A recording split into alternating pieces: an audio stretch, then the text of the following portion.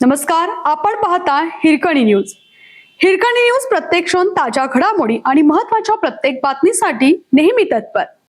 शक्तीपीठसाठी एजंटांना 10% commission, आमदार सतेज पाटील यांचा आरोप.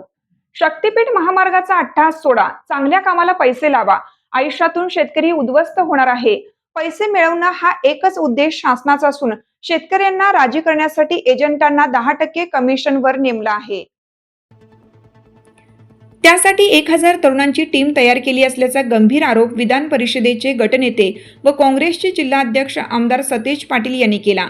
आजरा येथे शक्तीपीठ महामार्गाच्या विरोधात शेतकऱ्यांच्या निर्धार मेळाव्यात ते बोलत होते. आमदार पाटील म्हणाले, आमची भूमिका विकासाच्या विरोधात नाही. गरज नसलेला महामार्ग कशासाठी? यामध्ये भ्रष्टाचार ठेकेदारांच्या माध्यमातून होणार आहे. एखादी जमीन गेली तर परत येणार नाही.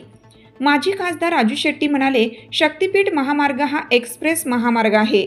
तो आजरा चंदगडच्या दृष्टीने उपयोगाचा नाही. महामार्गामुळे महापूर येणार आहे. हा महामार्ग पूर्णपणे अव्यवहार्य आहे. स्वाभिमानी संघटनेचे तानाजी देसाई, माजी आमदार राजेश पाटील, जिल्हा परिषद सदस्य सुधीर देसाई, प्राध्यापक सुनील शिंत्रे, मुकुंदराव देसाई, चंदगडचे सभापती विलास नाईक, कॉम्रेड सम्राट मोरे, राजेंद्र गड्डन्नावर, गिरीश फोंडे यांची भाषणे झाली. कॉम्रेड संपत देसाई यांनी प्रास्ताविक केलं.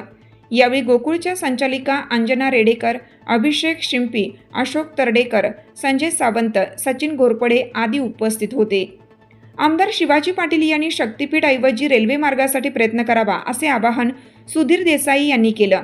शक्तीपीठसाठीच खरात यांनी जमीन घेतल्याचे गिरीश फोंडे यांनी सांगितले.